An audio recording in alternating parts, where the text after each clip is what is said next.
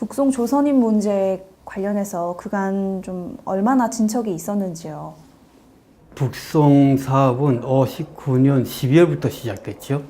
12월부터 84년까지 볼 때 99,940명이 북송되었는데 그때 출생한 일본에서 그때 출생한 사람이 지금 살아계신다면 60살이에요. 나 역시 그때 10살에 북송됐으니까 지금 70이 다 됐고요, 지금. 그렇게 볼 때 지금 70에서 80까지 살아있는 이유를 보게 되면 지금 살아있는 사람들이 얼마 없죠. 그러니까 그거는 다시 말하게 되면 증언자들이 역사의 북송의 증언자들이 줄어들었다 하는 걸 의미하겠죠. 결론을 먼저 말한다면 이 진척이 없었다라고 해도 과언이 아닙니다.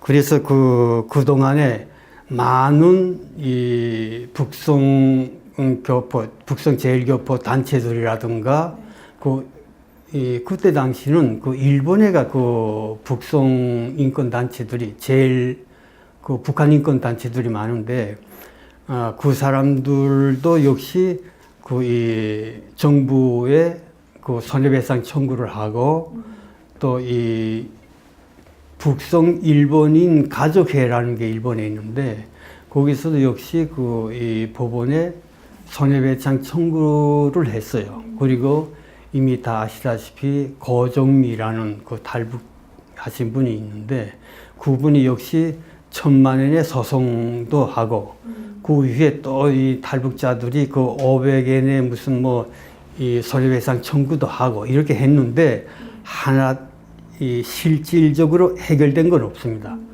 그랬다 일본 정부에서는 공소시효 만료라는 그 말 한마디죠. 그러나 또 엄밀히 따지고 보면 결실이 없는 것도 아니에요. 지금까지 북송 제일교포에 대한 문제는 완전 물 밑에 수면 밑으로 다 깔아앉고 있었어도 지금의 그런 문제가 있으면서는 북송 제일교포라는 존재도 알게 되었고 또 북송 사업의 진실도 어느 정도 다 밝히고 있고 이렇게 놓고 볼 때는 형식상은 실질로는 아무 성과도 없다 하지만은 그러나 또 다른 한편으로는 많은 성과를 일으켰다 이렇게 말할 수 있습니다. 네, 일본 정부에서는 정식으로 납치자 이 대책본부도 내오고 또 이 시민단체에서는 일본의 각 곳의 현이라든가 이런데 납치 피해자를 해결하기 위한 그런 무슨 회의라는 게 많아요. 여기저기 다 있어요, 그건. 그만큼 일본 전국에서 정부로부터 출발해서 시민단체까지 다 납치 문제는 물망에 오르고 있다 하는 것을 볼 수 있습니다. 그런데 이것은 일본이 현재도 지금 다 알고 있는 바와 같이 현재 트럼프와의 협상이라든가 북일 협상, 우리가 남북 평화 협상, 여기에서도 다 일본은 납치 피해자의 중점을 두고 있어요. 이거는 앞으로 북일 관계에서는 꼭 일본은 북의 납치 피해자를 지렛대용으로, 협상 지렛대용으로 쓰려가는 하나의 전술이 아닌가 이렇게 놓고 생각할 수 있는데, 반면에 제일북송 교포에 대한 문제는 무관심하고 한마디도 하지 않고 있으면 오히려 누르고 있다는 거, 수면 위에 뜨지 않게 하고 있다는 거, 이렇게 말할 수 있습니다. 그래서 이 일본이 무관심하다는 게 왜 그런가 하게 되면, 일본은 북송 문제를 보는 이 시각부터 우리가 봐야 된다고 생각합니다. 그래서 조총련과 북한, 일본은 귀국 실현이라고 해요, 북송 문제를. 그러나 대한민국에서는 북송 사업이라고 하고, 미국 유엔에서는 납북자 문제라고 하고, 벌써 이렇게 보는 시각이 다르고 자기 이해관계로부터 이게 다 관점이 다르니까 명명법도 다 이렇게 틀리거든요. 이게 어떻게 말할 수 있는가? 일본은 전적으로 북송 사업을 자발적인 귀국 이렇게 말해요. 근데 다 알고 있겠지만은 이 북한에서 당시 북한에서는 뭐 이 자기 인력 보충이라든가 사회 체제 우월성을 선전하기 위해서 그다음 뭐 이 일본은 그 일본에 거주하고 있는 제일교포들에 대한 그 이 범죄율이 많다고 해서 치안과 관련해서 또 생계형 그 제일동포가 많다고 해서 그 경제적인 이익에서 추방의 형식으로 보냈다. 이거는 그 지금 그 호주에서 그 수즈키 교수가 그 스위스에서 문헌을 하나 그 조사한 바를 발표한 거 있어요. 이렇게 과학적으로 발표된 것도 그 무시하고 있거든요. 당연히 그 구출하기 위한 그런 운동을 해야 될 텐데 그 사람들을 하면 북송 사업에 대한 인도적 범죄를 시인하는 것으로 되기 때문에 손을 대지 않으려 하고 수면 위에 떠오르는 것을 자꾸 이렇게 내려누른다. 그러니까 자기 정부의 이익에서부터 출발했다. 이렇게 말할 수 있습니다. 우리나라에서는 납북자 하게 되면 의사와 반해서 북에 가던가 그 강제적으로 옥류된 사람 이렇게 말하죠. 그거 봐도 우리는 틀리지 않아요. 맞아요. 우리는 강제적으로 옥류된 건 사실이거든요. 또 가는 거는 속아서 가는 거. 속아서 기만에 속아서 데려가는 것과 또 일단 가서는 옥류됐다. 이것은 우리가 뭘 보고 알 수 있나? 60년도부터 우리 제일북송 교포들이 많은 사람들이 탈북했어요. 탈북하는 걸 그때부터 이 정치범 수용 잡아다가 정치범 수용에서 많이 갇혔다는 것은 정치범 수용소의 뭐 3분의 1인가 거의 절대 다수가 북송 제일교포라는 것은 그만큼 우리가 그 북한에서 탈출하려는 의도가 많았다. 이것을 강제로 옥류했다 하는 하나의 증명으로 됩니다. 이렇게 놓고 볼 때 우리가 그 이 납북자라는 거. 두 번째로는 오길남 신습자 부부에 대한 그걸 알지요?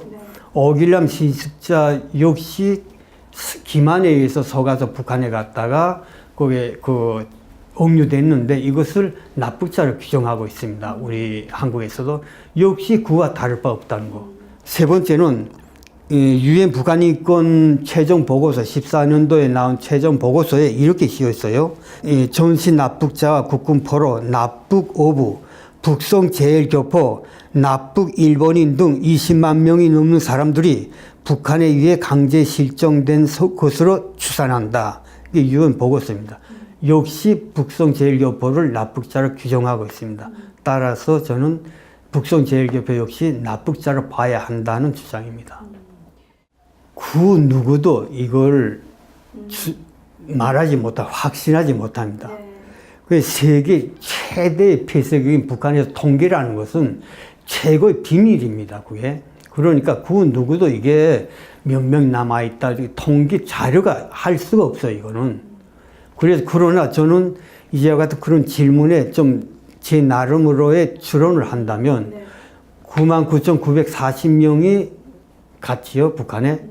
가서 저처럼 10살에 갔으니까 지금 60, 20살에 갔으면 80이거든요. 80까지 살아있는 것으로 보자. 그러니까 99,000, 10만 명이 갔을 때 80까지 살아있는 것으로 본다고 할 때면 2만 명 정도 생존하고 있다. 또 거기서 또 이러저러 해서 다 돌아가시고 이렇게 하게 되면 한 절반을 보면 10,000명 정도는 일세. 그러니까 여기 정확한 규정은 이 북송 일세는 일본이 고향인 사람. 이 사람 그 북송 일세죠.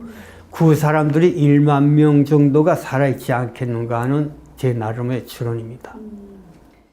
북한에서 인권 침해, 이건 이미 다 이제 만나러 갑세라다든가 뭐 인터뷰라 그 TV 방송이라 여기 다 나왔어요.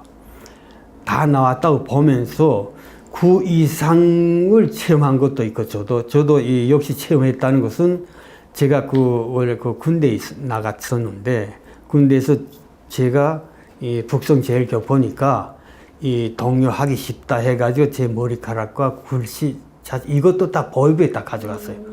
거기 딱 보관용으로 있다가 이미 무슨 사건이 벌어질 때 대조용으로 쓰려고 이런 것도 제 그 경험했고 여러 가지를 경험했지만은 그러나 한마디로 말할 것은 북송 제일교포라고 할 때는 밑에 적대 계급이라고 하는 그게 플러스 돼서 우리가 공개적으로 이 인권 침해를 당했죠. 근데 저는 이렇게 말하고 싶어요. 이 일본과 한국과 북한 여기 세 개 나라를 정전건궁하면서 10년, 40년, 또 여기 10년 이렇게 있었는데 그나마 일본에서도 이 민족적 멸시와 천대를 받았다고 합니다. 그리고 한국 역시 북한에서 왔다 하게 되면 좋은 이미지가 아니에요. 사회적으로. 그러나 국가에서 공식적으로 법으로 이렇게 성분 제도를 만들어 공개적으로 감시하고 탄압하고 수용소에 보내고 생활까지 다 침해할 이런 건 없었어요. 그러니까 이거는 일본이나 한국은 차별이 있다 하지만은 공개적으로 국가가 정부가 이렇게 사람을 공개적으로 하는 건 없었다는 거. 요거는 정확하게 말하고 싶습니다. 기향 한마디로 기향하게 되면 동물의 본능이에요, 이게. 우리는 100%가 북송교포 제1세의 100%가 아버지 어머니는 한국입니다. 고향이 100%가 90 몇 프로가 안 돼. 그 2%가 북한인가 그렇게 될 거예요.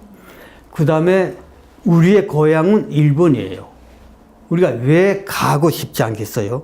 지금이라도 그 법이 나온다면 유엔 국제법이 나오고 무조건 그게 북한이 시행될 수 있다고 하게 되면 100% 다 가져갈 거예요.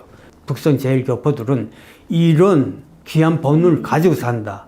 귀한 본능이 곧 이 귀향 운동으로 전개되고 그러지 않는가 이렇게 생각합니다. 우선 귀향 운동이 초점은 저는 이 정당성, 시켜야 한다는 정당성을 찾는 데 있다고 봐요. 그 정당성을 찾는 데는 진실을 밝히는 게 정당성이다. 이렇게 보는데, 그래서 우선 진실을 밝혀야 되겠다.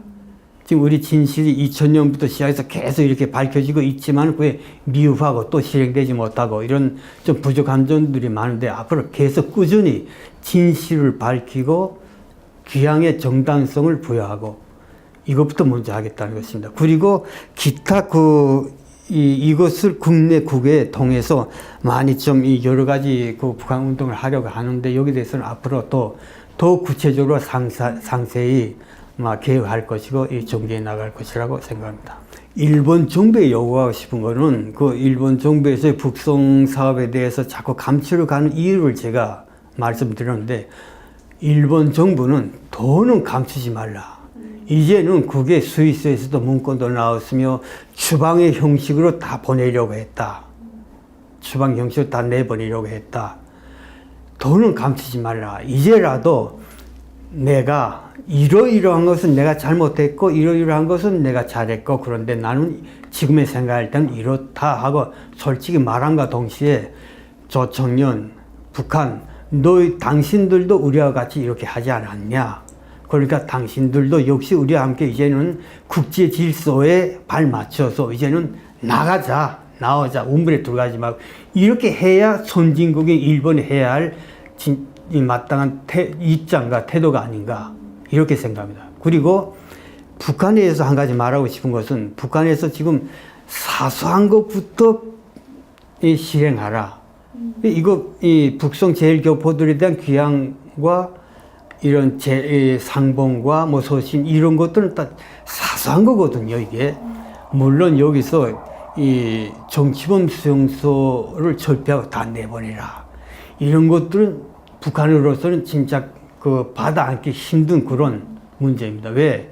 체제와 직결되기 때문에 그 사람들이 당장 무너지고 하겠는데 그러나 이 사소한 건 얼마든지 할 수 있지 않겠는가? 미래지향적으로 그 울타리에서 북한의 울타리에서 발벗고 나오고 그 정권을 유지하려면 이런 것부터 하라 하고 말하고 싶습니다. 네.